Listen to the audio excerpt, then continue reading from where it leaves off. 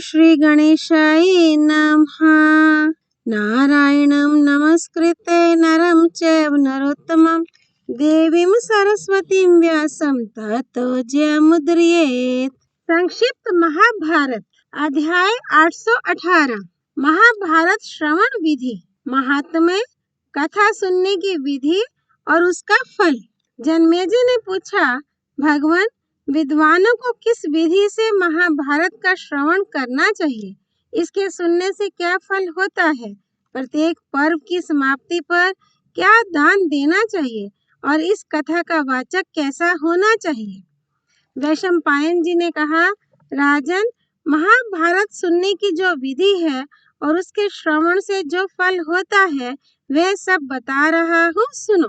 मनुष्य को चाहिए कि अपने मन और इंद्रियों का संयम करके पवित्र होकर यथोक्त विधि के अनुसार इस इतिहास को सुने और कर्मशः इसकी समाप्ति करे। जो बाहर भीतर से पवित्र, शीलवान, सदाचारी, शुद्ध वस्त्र धारण करने वाला, जितेंद्रिय, संस्कार संपन्न, संपूर्ण शास्त्रों का तत्वज्ञ, श्रद्धालु, दोष दृष्टि से रहित, सौभाग्यशाली, मन को वश में रखने वाला और सत्यवादी हो, उसको दान और मान से अनुग्रहित करके वाचक बनाना चाहिए। कथा वाचक को ना तो बहुत रुक रुक कर कथा बांटनी चाहिए और ना बहुत जल्दी ही। आराम के साथ धीर गति से वर्णों का स्पष्ट उच्चारण करते हुए उच्च स्वर से कथा बांटनी चाहिए। मीठे स्वर से भावार्थ समझाकर कथा कहे। 63 अक्षरों का उनके 8 स्थानों से ठीक ठीक उच्चारण करे। कथा सुनाते समय वाचक के लिए स्वस्थ और एकाग्रचित होना आवश्यक है।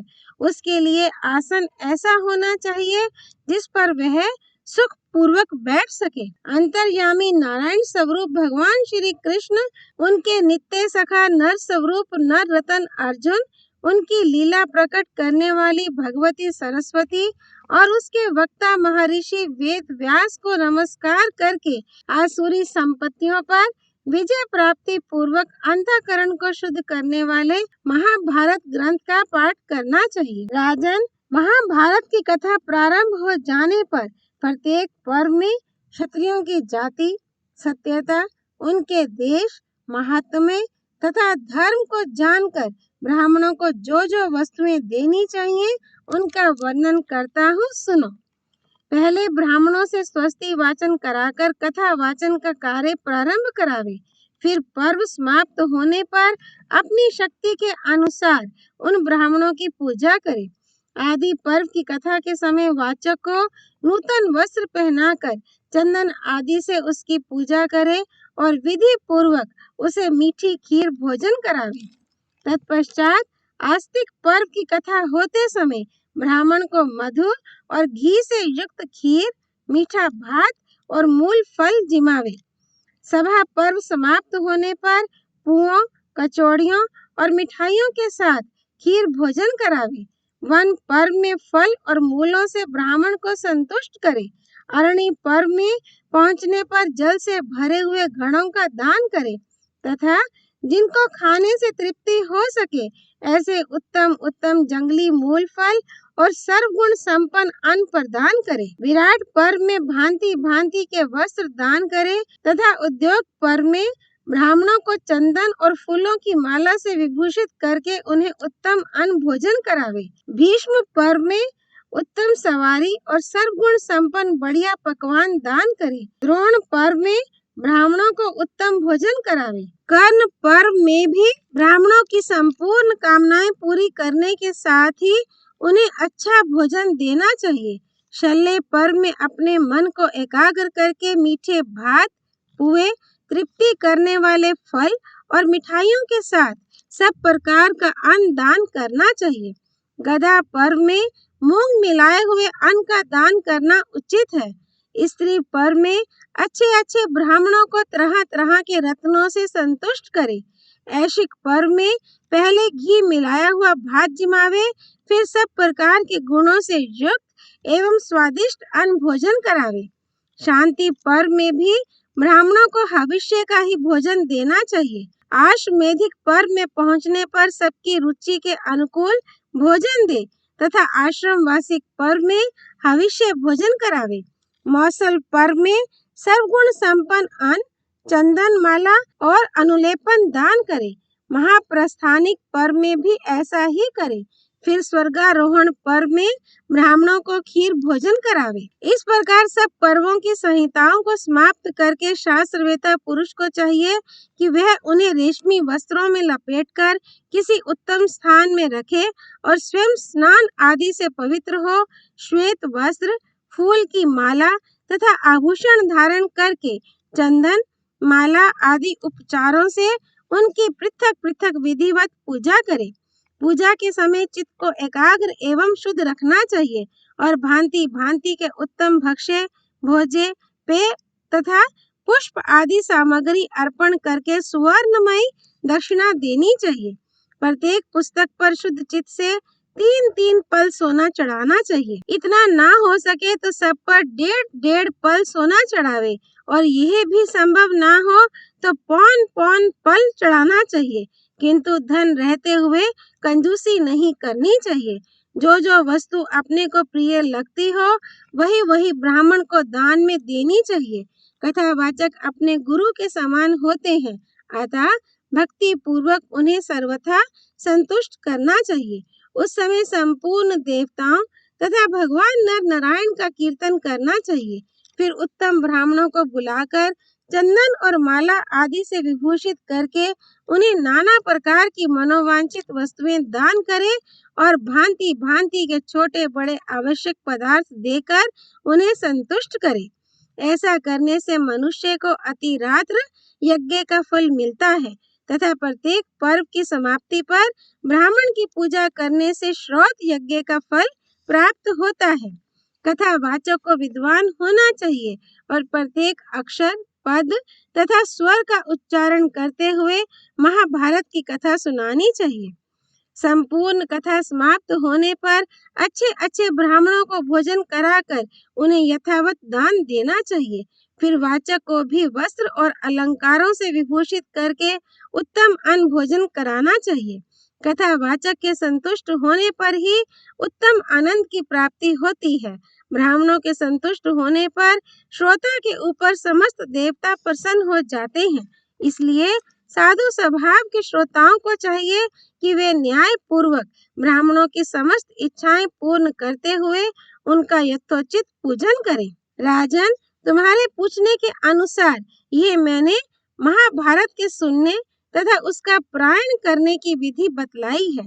इस पर श्रद्धा करो और यदि अपना परम कल्याण चाहो तो सदा यत्न पूर्वक इसका पालन करते रहो। मनुष्य को सदा ही महाभारत का श्रवण और कीर्तन करना चाहिए। जिसके घर में महाभारत ग्रंथ मौजूद है उसके हाथ में ही विजय है। भारत परम पवित्र ग्रंथ है, उसमें नाना प्रकार की कथाएं हैं। देवता भी भारत ग्रंथ का सेवन करते हैं। भारत परम पद स्वरूप है, ये संपूर्ण शास्त्रों में उत्तम है। इससे मोक्ष की प्राप्ति होती है, यह मैं सच्ची बात बता रहा हूँ। महाभारत इतिहास पृथ्वी, गौ, सरस्वती, ब्राह्मण और भगवान वासुदेव का कीर्तन करने वाला मनुष्य कभी विपत्ति में नहीं पड़ता। जन्मेजय वेद, रामायण और महाभारत के आदि, मध्य एवं अंत में सर्वत्र भगवान नारायण की ही यश का गायन किया जाता है। महाभारत में नारायण की दिव्य कथाओं तथा सनातन श्रुतियों का समावेश है। जो मनुष्य परम पद को प्राप्त करना चाहता हो वह सदा उसका श्रवण करे। महाभारत परम पवित्र धर्म के स्वरूप का साक्षात्कार कराने वाला तथा सब प्रकार के गुणों से संपन्न है। कल्याण चाहने वाले पुरुष को अवश्य इसका श्रवण करना चाहिए। महाभारत के श्रवण से मन, वाणी और शरीर द्वारा संचित किए हुए पाप उसी प्रकार नष्ट हो जाते हैं जैसे सूर्योदय होने पर अंधकार। 18 पुराणों के सुनने से जो फल होता है वह सारा फल भगवत भक्त पुरुष को अकेले महाभारत के श्रवण से मिल जाता है।